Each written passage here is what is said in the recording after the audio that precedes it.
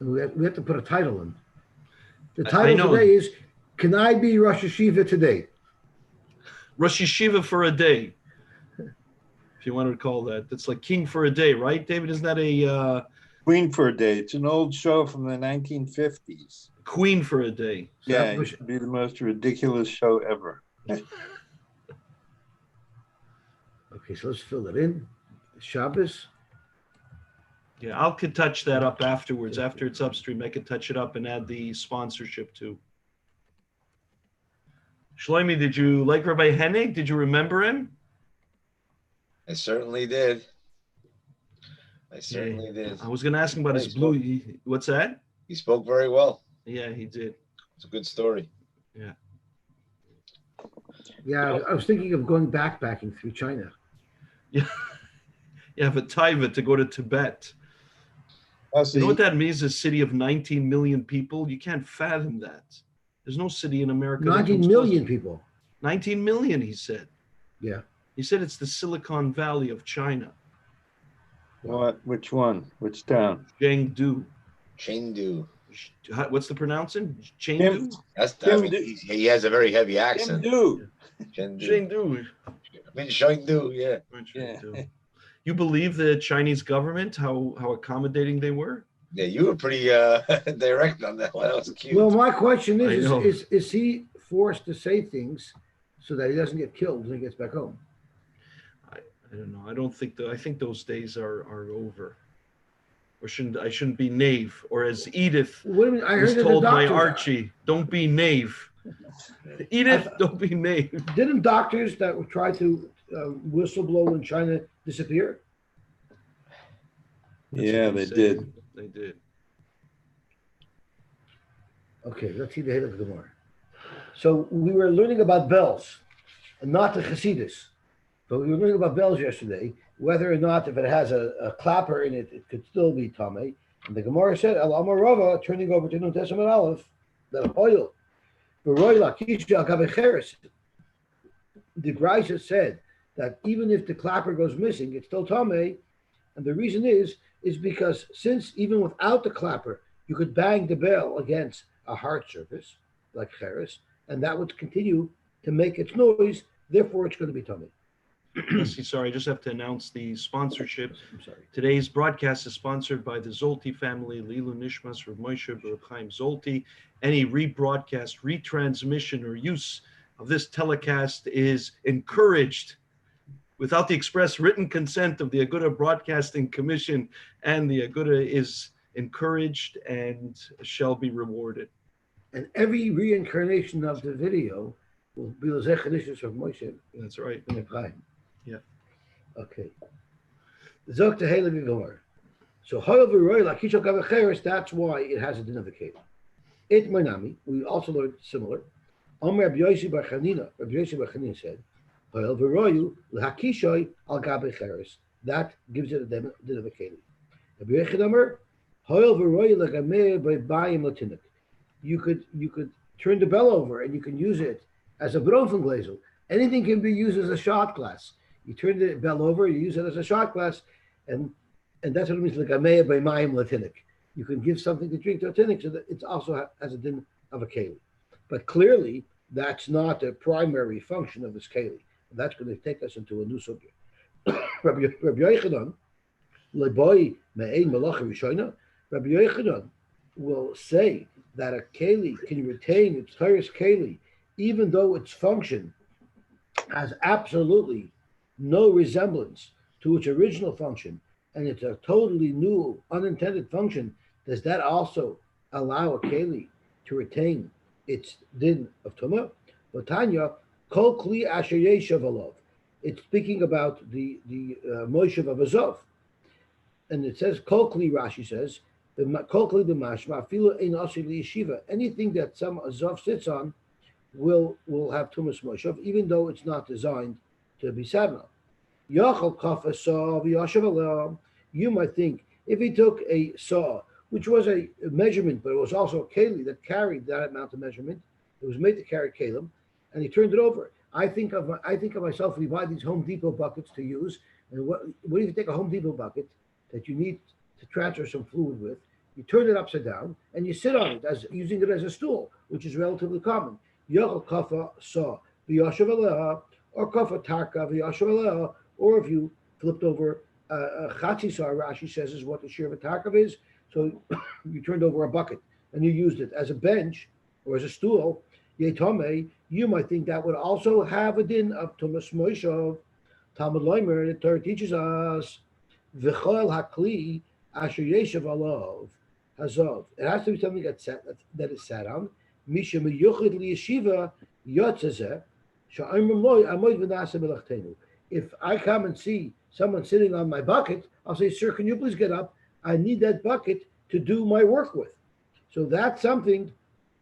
If it's the type of keli that if you sit on, someone will say, "Excuse me, sir, please get up. I need to use this keli for its intended purpose." That would not be tamei al t'moishav hazov.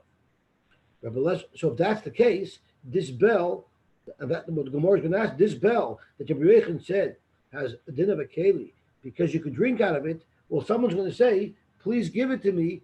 Don't use it to drink with. Don't use it as your shot glass. I need it to do its job, to ring." Rabbi Lezer Omer, the Midrashos Oimrim amoid v'nasa melachtenu, ve'einu Oimrim b'tamei meis amoid v'nasa melachtenu. Rabbi Lezer says this halacha that you don't consider it a keli l'gabi tumas medris. That's only l'gabi the chumrah of tumas medris. But when it comes to tumas meis, you don't say amoid v'nasa melachtenu, and even though you're not using it for its intended purpose, nevertheless it will still be tamei. Rabbi Yochanan Amar af b'tamei meis amoid v'nasa melachtenu. Rabbi Yochanan says even by tamei meis you say amoid v'nasa melachtenu. So in this case, how could Rabbi Yochanan consider the bell since you could drink from it? A keli, Rabbi Yochanan holds that any time you use a keli for something that it's totally not intended for, it's not considered a keli and it's not going to be tamei. Zok the Gemara, no problem. Eipuch kamaisa. Let's flip around the first case. In other words, instead of Rabbi Yochanan having answered, let's say Rabbi Yochanan holds the reason why the bell is still a keli is because and Rabbi Yosy bar Chanina, he said the reason why the bell is a keli because so we'll switch around who said what to make it consistent with their shita, the shita of Rabbi Yochanan by a moed v'nasa melachtenu. Zok the Gemara, umay chazos. This is literally who's on first. Umay chazos, the apres kamaisa. Who said you should flip around?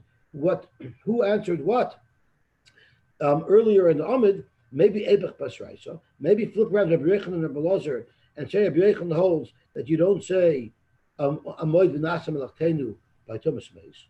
Dr. Mar, that I can't say because Hashmein le Rabbi Yochanan the boy me'ein malacha rishona. We know from another source that Rabbi Yochanan said that anytime you want to say that a keli retains its status of a keli, the Gabi Hilchos Toma, it's only if what you're going to repurpose that keli for, since it can no longer complete its original function, is a similar malacha to what it originally was designed to do. The Tanya, sandal shel behema, shel matkas, tummy. A sandal of a behema that's metal is tummy. Now, when you think of a sandal, a shoe of a behema, you're thinking of a horseshoe. But that's not what we want to bring to your attention. Pinchas Yosef was very kind yesterday, and he was kind enough to show me a picture of what an ancient horseshoe looked like. And I have it right over here. So I'm going to show you what an ancient horseshoe looks like. And let's see where it says. I have to share a file. So I could share a file over here. Let's see.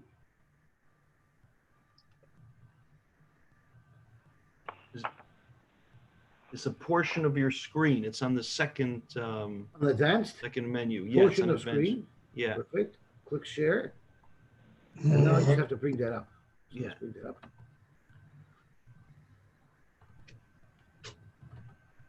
Okay, I'm not sure if anyone can see this. Can anyone see this picture? Yeah. A horseshoe? Yeah. So this is an olden day horseshoe. It was called a hippo sandal. So what's relevant is it's not flat. It actually has a base kibble. You can technically hold a little bit of liquid in it, maybe over here in this area over here. If you lean it, it might be able to hold a little bit of liquid. What's it made of? I'm going to show you a photograph of one. It's made out of metal. Although in the picture, I saw some that were made out of reeds. You could see this is an ancient one. It's not complete. It's in the British Museum, but it looks like it's old rusted steel. Did everybody see that? Yeah. So that's what it was. Otherwise, it would be very difficult to understand the next Gemara. Why is there such a thing as a? I'm sorry? Why is there even such a thing as a horseshoe? What other animals have shoes? It's to protect the horse's feet. Well, in the wild, why don't they need to be protected? Maybe they do, but I don't. Who cares? You want to get Not in the wild. If you're going somewhere, you want to make sure your horse will get you where you need to go. I would say that in the wild they don't have to wear a pavement, and when they're traveling they were dealing with pavements and hard surfaces. Harder roads. Well, in antiquity, they didn't have pavement. It was not common to have pavement. So sometimes the Romans built roads out of brick and stuff, but other than that, there's no pavement. There's blottus. You would walk in the blottus with your heicher stiefel. Maybe those didn't require horseshoes. Those horses. Well, when did man invent shoes? At what point, right? They didn't need shoes. You think? I'm sure after the first time when a guy invented a shoe, they said in the Heim of Nishkahat shoe. No. What do you need a shoe for? After there was kites and dardar, when Adam Rishon stepped on his first dardar. So the moment the Rebbeinu Shalom was going to coach for that tzmiach, right away Warren Buffett went to buy shares in the shoe company. Gewaltig. Okay, so the hele Gemara weiter. Okay, so let's see what it says over here. So let's go back. So we know for a fact from another source that Rabbi Yochanan holds, in order to retain a status of a keli, it has to be able to function somewhat in its original capacity. A horseshoe of metal, tame, it's going to be tame. What can a horseshoe be used for? You could drink water out of it in a milchama. And this is why Rabbi Yehuda told me I couldn't imagine our vision of a horseshoe can't hold any type of water. But that had some type of small base kibble. Reb Chanina Amar, Royu Losach by Shemen Bel Milchama. It's also something that you can hold oil in, and I guess they would smear themselves with oil in Milchama. I assume what it means is, no one says pshat, but I assume what it means is they would smear themselves with oil, so any arrow would slide off them rather than penetrate them. Rabbi Yochanan Amar, I'm sorry. Rabbi Yochanan Amar, v'shasha beroyach min hakerev, if he's running away from war, let's say he's under attack and he has to retreat and he has to run for his life, if his sneaker or if his boot fell off and he's now barefoot, maniche b'raglov v'rotz al koitzin vel habarkanim. Exactly what David suggested. He's going to have to, if he has to run quickly away, he'll use the horseshoe for his own foot so that he can run quickly, so that if he steps on a landmine, he will be protected. And because of that, we're forced to say that it's Rabbi Yochanan who says royal akisha gabecheres, because the bell will still retain its original function, and we'll say Rabbi YESHIVAH holds you don't need that, and he'll hold that the reason why a bell retains its tuma, even though it doesn't have its clapper, is because royal lagameya by maimutim. Zakuma ma bein Rav Rav Chanina. What's the difference between Rav and Rav Chanina? Rav said roy lishus b'mayim b'machama, and Rav Chanina says it's roy losach b'shemen b'machama. What's the difference? If it's moish, you for sure wouldn't drink out of it, but you might still use it for sicha. And if it was moish, if you hold the fact that it's roy for sicha is enough, then even if it's moish, it retains its din of a keli and it's still tummy. But if you hold it has to be roy to drink out of, If it's moist, it's not right to drink out of, and it wouldn't retain its status of a keli, and it would be tar. Rabbi Yochanan's shita is so what the chiluk is, if it's heavy, if it's a heavy shoe and you can't run with it, nobody wants to run with concrete shoes. He needs to get away quickly. The enemy's pursuing. So that's something that he wouldn't be able to use to run away with, but he still might be able to use it to either drink out of if it's not moist, or smear with, or hold oil to smear himself with, if it's able to. And in those cases, it would have a din keli only if you hold, because you could smear oil, but if it's heavy, it would not have a din keli because of the fact that you might use it as a shoe. Okay, the next halacha that we said, now we're talking about expensive jewelry and who got expensive jewelry and who was jealous of people who got expensive jewelry.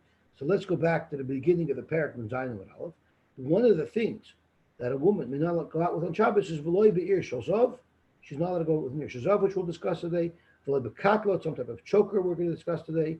V'loy be'nizam, nose rings, and then hand rings. So all of these things she's not allowed to go with on Shabbos. So let's see what the Gemara says. V'loy be'ir shozov. My be'ir shozov. What is a city of gold? Rabbi Babarchana Omer be'echanan. Yerushalayim did ahava. They took a plate of metal and they scratched out on it the picture of the city of Yerushalayim, and it was considered a very fancy jewelry. I remember there used to be a time where there was a style to have a coin necklace or a coin jewelry. People wore coins, so this was a style to wear Yerushalayim. I think it was a very popular decoration amongst the Torah Karta. They used to love having it. So Rabbi Akiva made this for his wife. So this was a very interesting story about Rabbi Akiva. How did it come to be that Rabbi Akiva made this for his wife? We know when Rabbi Akiva married his wife, Rachel, he was penniless. He was so penniless, and he was an Amoritz too. And the Shver loved him.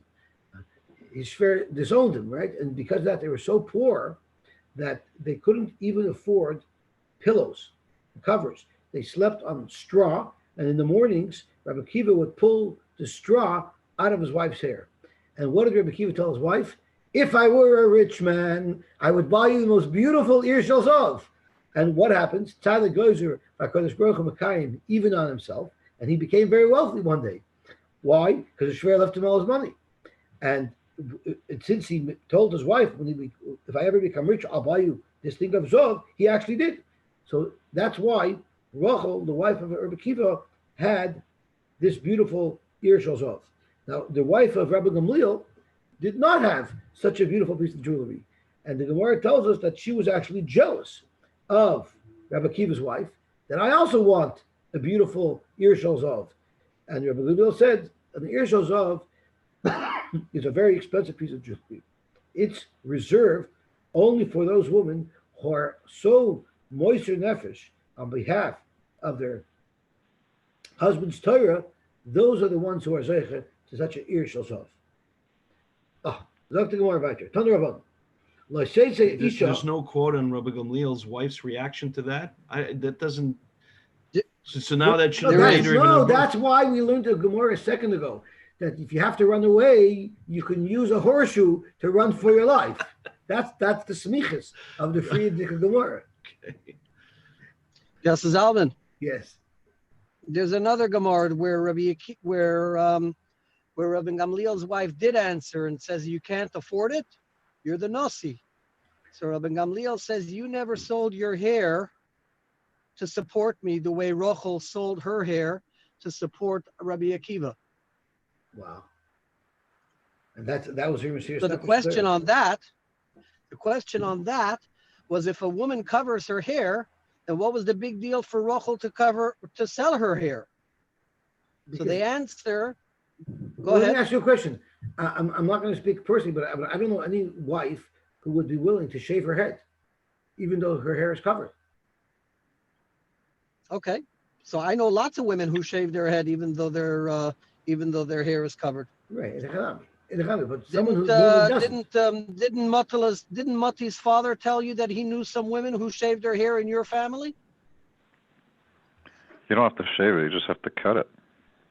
Exactly. You don't even have to shave it. You can just cut it. If a woman has really, really long hair, it's expensive and it's worth a lot of money. But in any case, they say from the answer to that question was what the big deal was even though they cover their hair, the style was to pile the hair up, like to keep piling it, and then they would wear a turban on top of this whole tower that they had on top of their head. Similar the hair to was what gone. Sikhs do today.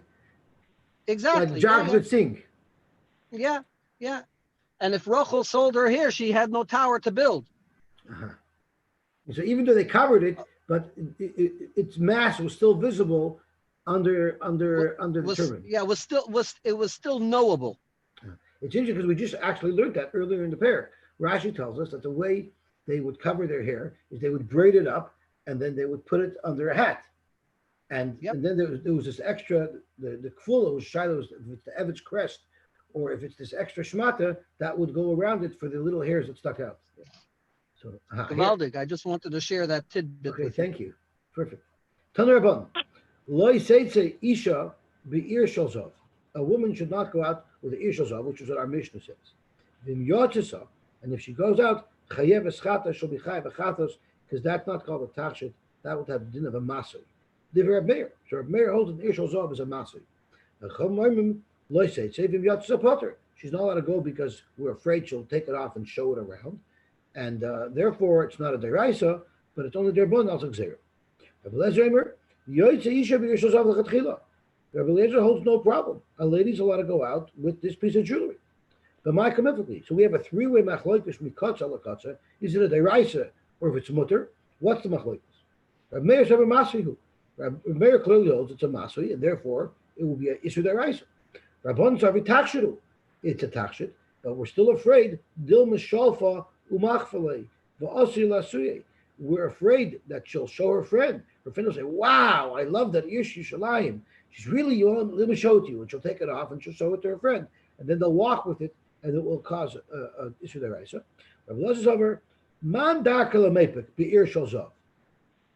What type of women can afford to walk around with an ir shalzov that's not a cubic zirconia? Isha chashuva, a very wealthy person.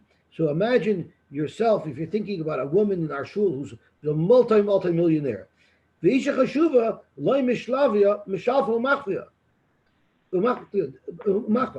wealthy woman is not going to say, "Wow, look what I got, look what I have." That's not, it's not classy. They wear it in a nonchalant manner. And therefore, we don't have to worry that she'll show stuff. Now, this opens up a whole can of worms. Because now, at first glance, it seems that we're going to say there's a separate rule for the rich. It's a double standard. It's a separate rule for the rich and a separate rule for the poor. The rich people are allowed to walk around with jewelry and the poor aren't. Now who's the liberal, huh? So this is a very big problem, and Tosfos discusses it. I don't see the problem. I think it's beautiful. I would say, sure, I have a beautiful piece of jewelry at home, but I'm not allowed to wear it on Shabbos. Otherwise, for sure I have one. My other car is a Rolls Royce. I just can't take it out. But a couple of that Tosfos is kasha. So Tosfos, Omeri. Oh, I'm sorry, it's fighter. It's next tickle. So we'll see the next tickle. Kalila. What about the halacha of a kalila? Rashi says a kalila is al padachta hikosh rasai. She ties it onto her forehead, me oizen la oizen, from ear to ear. So it's like almost like the tzitz of the kohen gadol. Yesh shekulei tazav shekarin lima. Some of them are made out of pure gold. It's a gold plate, which is very expensive. Yesh oizen mimeshi tavi imazov shekarin prizish. But there are some that aren't so expensive, and they're made out of primarily fabric that has golden threads or golden pieces in it as well. So is it pure gold, or does it just have some gold accents? So that was the shaila of klila if it's allowed to go out with, if a woman's allowed to go out with it on Shabbos. Rav osar, Rav does not allow it, or Shmuel sorry. If it's made out of pure gold, the first type we talked about, kula amalei pligi de osir. There, everybody holds its osir. So Rashi migu de choshev, since it's very expensive, gzeira domo shalfa mechabi. It's something that she'll want to show off. Ki pligi de aruksa. The machlokas is by a case of aruksa, which Rashi is mitzuya shemitzuyeres bezav u'bevadim toivus. So it's primarily made out of fabric, but it has baguettes on it and it has some gold on it, and it's not as expensive. Mar Sovar Anischa Iker. One mother holds that the gold in it is the Iker, and therefore she will show it around. Umar Sovar and the other mother holds, Shmuel holds it's Mutter Aruksa Iker. The fabric is the most prominent part of it, and it's not going to be something that somebody would show off. Rav Ashi Masni Lakula. Rav Ashi actually learned the whole thing Lakula. The Aruksa the Chula Amalek Pligi Shari. They're not arguing by Ruksa. Everybody else by Ruksa for sure it's mutter because it's not fancy. He pligi the home achalekas is only if it's pure gold. Down this one. Mar Somer Dilma Shalfa Umachta, the Asila Suye. One man holds that only if it's pure gold, she might be tempted to take it off and show it around. Mar Somer Mandaka Lamed Bechalila. Who's going to wear a Chalila? Isha Chashuva, a very wealthy Chashuva lady. Isha Chashuva Le Shalfa Umachta. And here's where Toshis makes his comment. Zog Toshis, Omer, the Davka Bechalila. Shari Shmuel Hacha. It's only by Chalila that Shmuel is saying it's allowed, a woman's allowed to go out with it because she won't show it around. The Chaim Rebbe Eliezer, earlier, Davka Be'ir Shozov, only in Ir Shozov, She'ein Kol HaNoshim Regilos Behen, not all women wear this, it's very expensive, Ela Isha Chashuva, Aval Shar Techshitei Noshim, but other Techshitei Noshim, which are not something which other women wear and other women would show it around, Asiri afilu Isha Chashuva. Those would be also even for Isha Chashuva. They lechalek bein hanoshim. So the distinction that the Gemara is making, Tosfos is trying to make very clear, is not from one woman to the next. It's from one piece of jewelry to the next.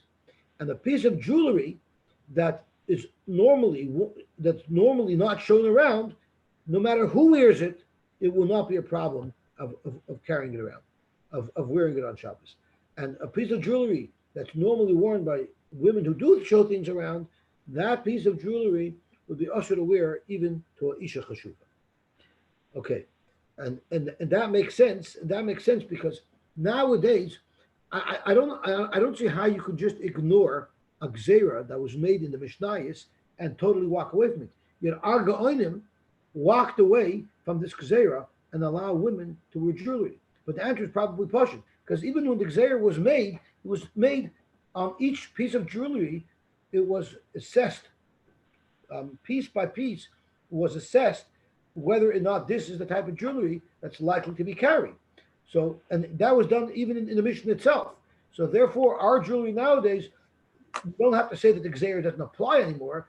The jewelry that we're assessing, that women wear today, are jewelry that Chazal, not Chazal, that the Go'anim, the Rishonim, and later have assessed that will not be carried around. Because otherwise it didn't sit square with me. How could the Go'anim decide, okay, nowadays we don't have this anymore? Like Tosfos said, nowadays women don't show. Nowadays, they can't just arbitrarily undo a Gzeira that was made from the time of the Mishnayos. But the Gzeira originally, when it was designed, was that their Rabbanim at the time would have to assess each piece of jewelry, is this the type of thing? And nowadays, all the jewelry that the women wear are not the type of thing that they would show around. That's how I understand. It also makes sense that how do you define who's an Isha Chashuva, who's not? Like it's easier to do that. That's right. It's easier to make a judgment call on the piece of jewelry rather than on the woman. Right. That would be very, very toxic. You As ask. David says, even I'm a liberal. You ask them if they're.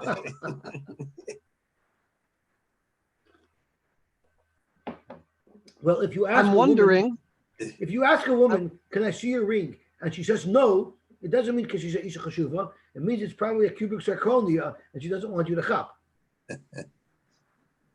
I'm wondering if the ear shel Zav became extinct when the last blacksmith who saw the ear Yerushalayim died, and so they stopped making them.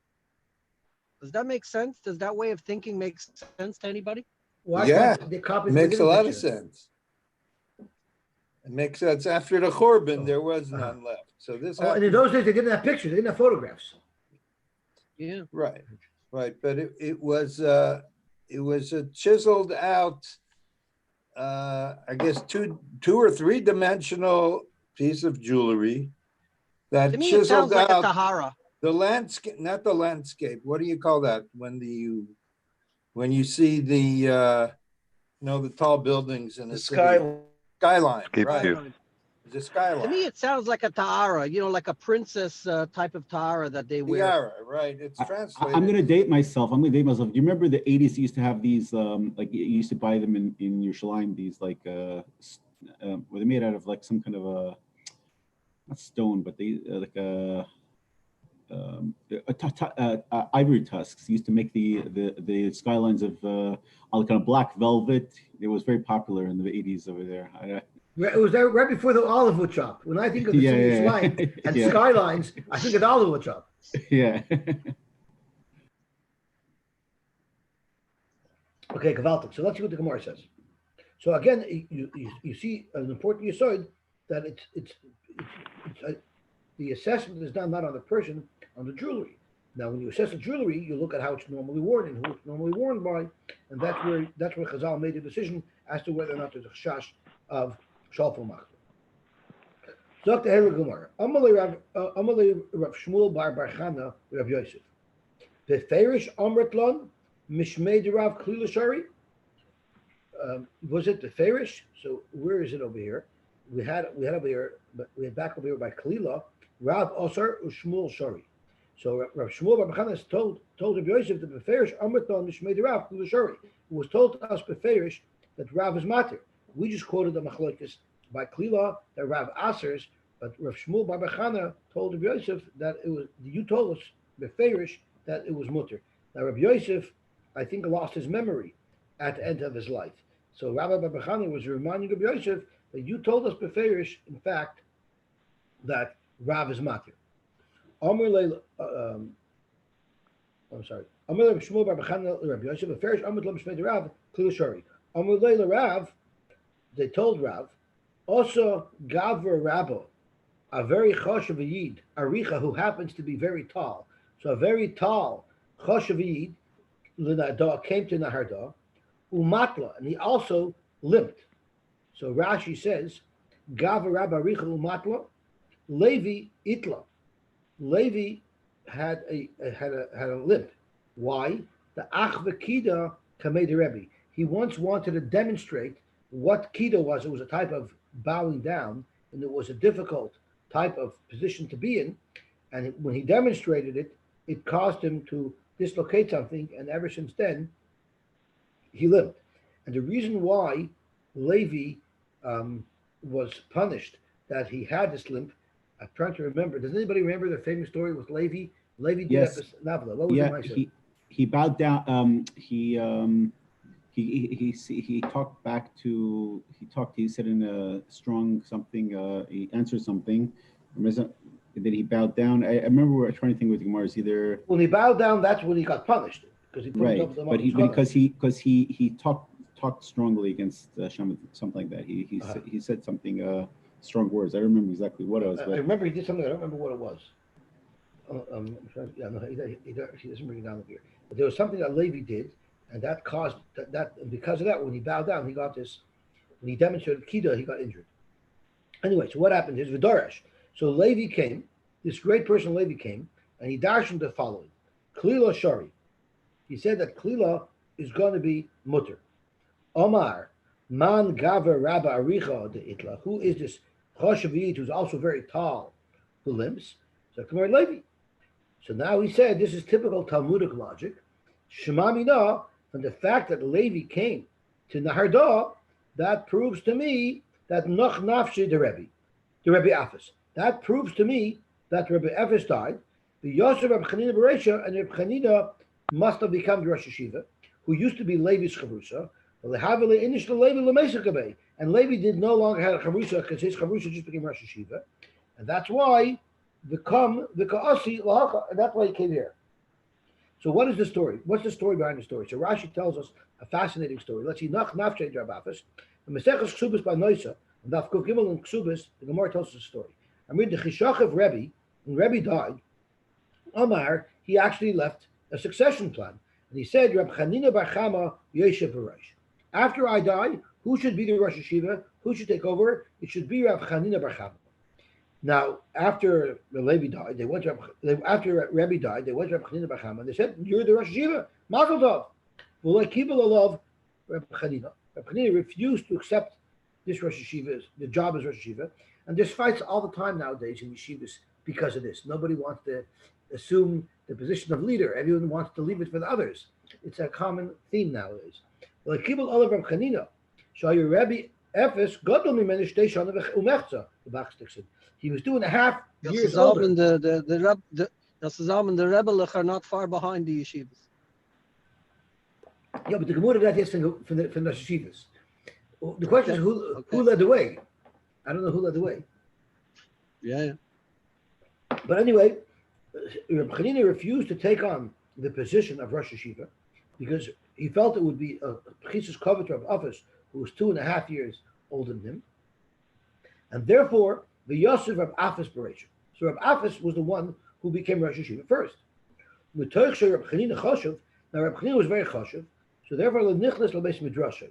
This child is why he didn't go in. Why shouldn't he go in and show respect to Reb Afis? Because he was older, it would sort of cramp his style, or others learn it's covered for Rebbe. Rebbe was geyser that Reb Chanina should be Rosh Yeshiva. So since Rebbe was geyser, it wouldn't be appropriate. It's bad enough that Reb Chanina sort of violated Rebbe's succession plan by not taking the job as the Rosh Yeshiva himself, but he should go sit under Reb Afis. He felt that might be a lack of respect for Rebbe as well. So he didn't go into the Beis Medrash. He used to learn at home or outside. But YESHIVAH would learn outside. Now, can you imagine he's learning outside by himself? Out of respect for Reb Chanina, Yosy Levi Etzloi. Levi came. So what happened is from the fact that Levi is coming down to Nadah, it must be that Reb Afis died. And since Reb Afis died, Reb Chanina now moved into the position of Rosh Yeshiva, and now Levi just lost his karusa. Because Reb Chanina godly menu, loy b'toyer, loy b'shanim, loy nikaf loy Levi ubalakan. Because Reb Chanina was not greater than Levi, not in Torah, not in years, and Levi felt that he couldn't go into the Beis Medrash.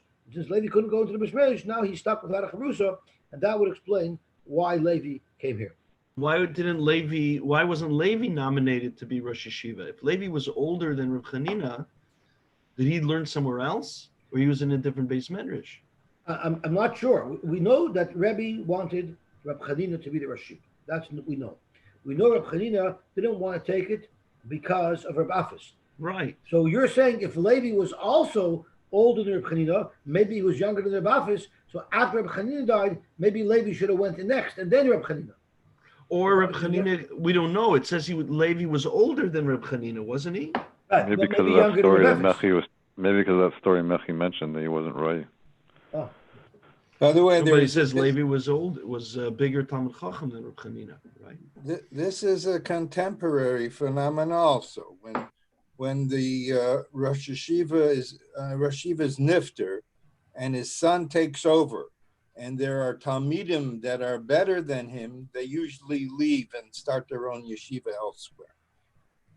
This happened. Leave and start their own yeshiva because they don't want to become second fiddle. That's right. No, they know how to learn better than the incoming Rosh Yeshiva. They were the Talmidei Muvak of the previous Rosh Yeshiva, and suddenly his son comes in, right? So the guys that have learned better than him, they feel they got to leave or they're pushed out. One of the two. You know, when Yuri Svei, who's today the Rosh Yeshiva of Philadelphia, became Rosh Yeshiva of Philadelphia, he decided that he's not going to say his own shiurim. He's going to say over his father's shiurim on the full cycle of the Yeshiva Shemus Echlis. But Yuri Svei never sat in shiur by his father. So he went to Talmidim, top Talmidim, to get their notes and to have them explain to him the shiur. So once he knows his father's shiurim well, he would be able to give them over. So one of the boys who we took the shiurim from was one of our very own, Moshe Yosef Moldaver, who today has yeshiva in Monsey. He had from the best notes and from the best understanding of rebellious shiurim. Now he wasn't there full cycle, so he had to get from others the rest of the cycle. But the years that Moshe Yosef Moldaver learned Parabellia, those years he taught Yudi Shvei. So I thought, I don't understand. If Moshe Yosef knows the shiurim so well, let him say the shiurim. So the answer was, no. You can give us the notes. I am the Rosh Yeshiva. You could go open your own yeshiva and you could say any shir you want. But here in Philadelphia, I'm saying shir. So that's what Yosy, I found the Gemara Nun Gimel Omer Aleph. ArtScroll helped me. It says Levi, he did kiddush for Rebbe and he became lame. And what was it? Because the person, it says Al Yitich Adam Dorm Kapei Mal. It doesn't say what he did, but he says that they were davening for something and he was rain, complaining. No rain fell. And he says, upset at Hashem. Master Universe, whatever, you've not taken care of your children. So basically he was... And Hashem ended up listening to him. It ended up raining because of that taina, but it was still a little bit too aggressive. Right. Yes, maybe Moldova would be a good host, a good guest for Akiva's radio show. You bring him on, you can have a debate with Yosy. That would be a big audience. Place of advertising for that one. There's another related story where the Ponovitch Arov was looking for a mashgiach for his yeshiva, and he was deciding between Rebellia Lapian and Rebellio Dessler from England, and he decided to take Rebellio Dessler simply because he was younger. He wanted the younger one so that he should have him for longer, and it turned out actually that's Mamish discrimination. The Minister of Labor will be all over him over here. Yeah, and it ended up backfiring because Rebellia Lapian lived much, much longer, and Rav Dessler died young. Let me ask you a question. But this is the reason. Was Rebellia Lapian a smoker? Was Rebellia Lapian a smoker? Rebellia Dessler was a smoker, and he gave it up, but he was a smoker. Maybe he learned this Gemara from Dessler. Beautiful. Okay, so let's see the Gemara weiter. Just as a side question, though, how could if Rebbe, I don't know, if Rebbe decided that Reb Chanina should take over, I don't know if it's Divrei Shchivmira Kiksuvenu Mesurin. How does Reb Chanina, on what basis, especially being a Talmud, refuse the position? That's a good shaila. I guess he was between a rock and a hard place. He had Rebbe's succession plan, but he saw that Reb Afis was older than him, so he didn't feel comfortable. So he figured if I disappear, if I'm not in yeshiva, then it's not a problem. It's not a chisus kavod to Rebbe by me not being Rosh Yeshiva if I'm not there. But if I'm there, then I would have to be Rosh Yeshiva. So maybe that's why it wasn't. Yeah, or the question is how public. But I want you to know all the Rosh Yeshivas who fight machlokesen because they want to be Rosh Yeshiva because they hold of your shita. They hold, how could you violate the will of Rebbe? I have to be a Rosh Yeshiva. Tal L'Shem Shemayim. Right, of course. Okay, so he used his Talmudic logic. Shema mina nach nafshi de Rav Afis. Rav Afis must have died, and because of that, the Yosef Rabbi Chanina Bereisha, Rabbi Chanina, who was Levi's Charusa, got a promotion, and he became Rosh Yeshiva. And now Now Levi doesn't have anybody to learn with. And because of that, Zoktabach, the Kam he got up, the Gasilach. In fact, more, how do you know that it's Rabbi Afis who died? The Rabbi Chanina. Maybe Rabbi Chanina died. Maybe Levi's Charusa died. The Rabbi Afis could have and the Rabbi is still the Rosh Yeshiva. But since Levi's Charusa, Rabbi Chanina died, he didn't have anywhere to go. The Kashi and he came here. Zoktimar Im Isa, and I think this would also explain why Rabbi Chanina, the next line will explain why Rabbi Chanina didn't insist on being Rosh Yeshiva right away. Because Im Isa to Rabbi Chanina Shachav, if Rabbi Chanina, if you hold Rabbi Chanina would have died, then Levi l'Rav Efes Meikav Havakayifle. Levi would have stayed by Rav Afis. So I guess Rav Afis, Rashi says, was older than Levi. So Levi couldn't stay under Rav Chanina, but Levi could have stayed under Rav Afis. So the fact that Levi came must mean Rav Afis died and it's Rav Chanina's Rosh Yeshiva. But the next teretz is more telling. V'su, Rav Chanina l'sagid le'malach. The Gemara knew that it has to be that Rabbi Chanina became Rosh Yeshiva. It's impossible that he didn't become Rosh Yeshiva. Because they could have a Nikanicha Nachshe, the Rebbe, Omer Chanina Bar Chama Yosy B'Rosh.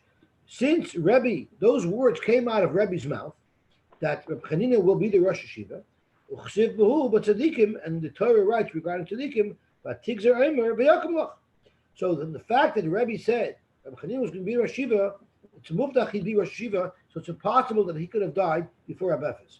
And this could explain why Rabbi Chanina was more than happy to let Rabbi Efes go first. because he wanted a Richa Shalom. He knew the longer he can push off being Rosh Yeshiva, the longer he's going to live, because he knew that would have to eventually be Mekuyim. And in fact, it worked. Zok Tehel Gemara. Darish Levi ben Arda. Levi darshan in Arda, Kalila Shari. He darshan that a Kalila is mutter. And because of that drasha, Nofak Esrin Va'arba Kalili Michul Narda. From the entire city of Narda, only 24 people will listen to the psak. Imagine if one day Rabbi Loy comes out and says, Ruth Chris Steakhouse is kosher. Oh, the oil milk galafen, or some other thing that everybody wants. But there, even though Levi darshan that it's mutter, in Nardo they were very frum, and people were still very hesitant to do it. Only 24 people were out. But Darish Rabbi Bar Avu b'Mechuzah, in Mechuzah, which was a much more liberal city, and Rabbi Bar Avu darshan there, the Klila Shari, and there the Nafkatam Nisri Klili Mechad Mavua. From every courtyard, 18 people came out wearing a Klila. So you could see that they were much more eager to shed the chumras. I'm just trying to remember what Rabbi Elfit spoke out over here. Rabbi Moshe brings a raya to an interesting halacha from this Gemara, but I forgot what it was. Omer Yehuda, Omer Shmuel. Camera. What is the halacha with a camera? A camera is not something that one takes pictures with. A camera, Rashi tells us, is avneit choshev. It's a very choshev, a type of belt. Yesha oisenoitoi tashzalzov. Some people make them out of a gold plaque. Yesha oisenoitoi ritzua mishbezoitzov. And some people make them out of fabric or a strap that has gold in it. Va'avonim kvois boy, and it has nice stones in it. So it was a very decorative belt. So kamar shari, ikodami da'aruksa. There are those who say that the type of kamar we're talking about are only if it's primarily fabric, not if it's the type that's completely made out of gold. Rabbi Safra, midi dahava atalis mushavas. It's no different than talis mushavas that Rashi says to have a tachshit b'shori lemishluf. It is a tachshit, and you're allowed to wear it. You're not choshish that'll take it off on the street and show it to somebody. No one's going to take off his belt on the street and risk his pants falling down. So therefore, a belt that's gold, you never have to worry about someone potentially taking it off to show off. There were no pants in those days. There were robes. Whatever they wore, this belt held it on. I'm not sure exactly what it was, but I know that if it took this belt off, they were in danger of exposing themselves. Oh. To use a word in the right context, reveal and expose. Okay. So the aruksa is the type that's primarily fabric and it has gold adornments. Even a nischa is going to be mutter. Why would an nischa be mutter? Midi dahava avnit shamalachim, similar to an avnit shamalachim. Rashi is also kulad in nischa. It's made of pure gold. And Dr. Rashi, my favorite Rashi, don't say, we don't wear those things. Every Yid is a B'nai Melech. And since every Yid is a B'nai Melech, we can all wear these things and they're considered a beged, a malbish. Zok Gemara weiter. Amalei Ravina Rashi. Kamra ilu hamyona mai. What if I had already a belt?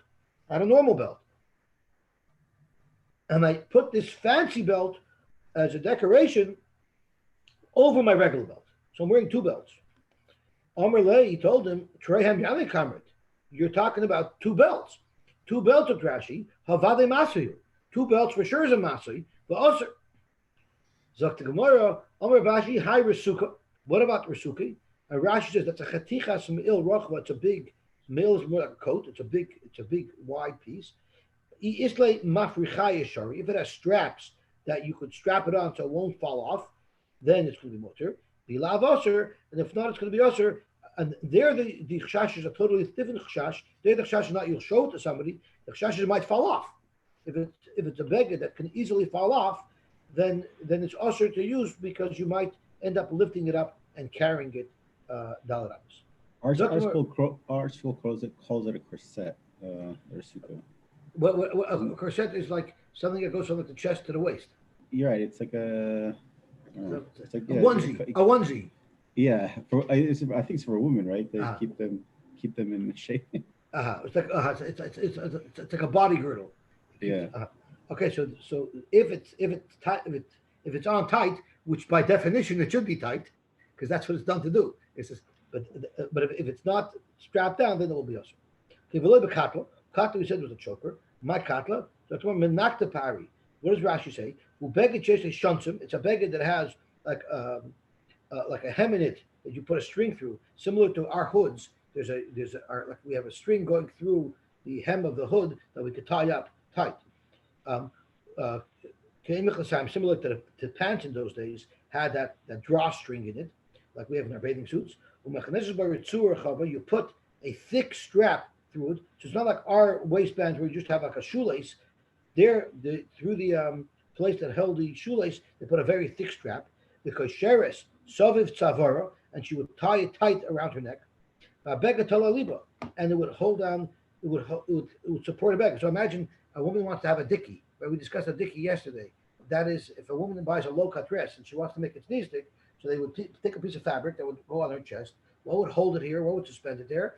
At the top and at a hem, they put a strap through it, and she tied it very tightly around her neck, and that supported the bib, sort of the bib device, which is called a dicky.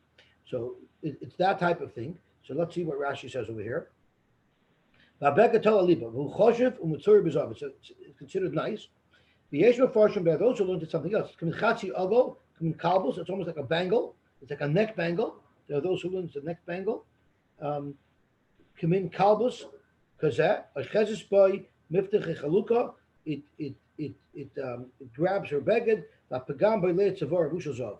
So there's pictures. It's like almost like a semicircle, a bangle. A bangle is closed most of the way. It's open just enough to get it around her neck. So those are what those are, and she's not allowed to go out with that on Shabbos. Nizamim, what type of rings are we talking about? We're talking about nizmei af. We're talking about nose rings. I guess we should stop because this gets us into a whole new subject over here. Yeah, so we'll stop over here. Gewaltig. Shkoyach, thank you. I love these Gemaras. Today we had the Gemara of Bnei Malachim, right? We had all Yidden are roy to wear and to act like kings because we are Bnei Malachim. I like that one. I like the story about lady who was a Geshmaka stories today. Okay, have a wonderful, wonderful day. Ishmael here. I wonder how Rabbi Levine's doing. Oh, he's let me unmute him.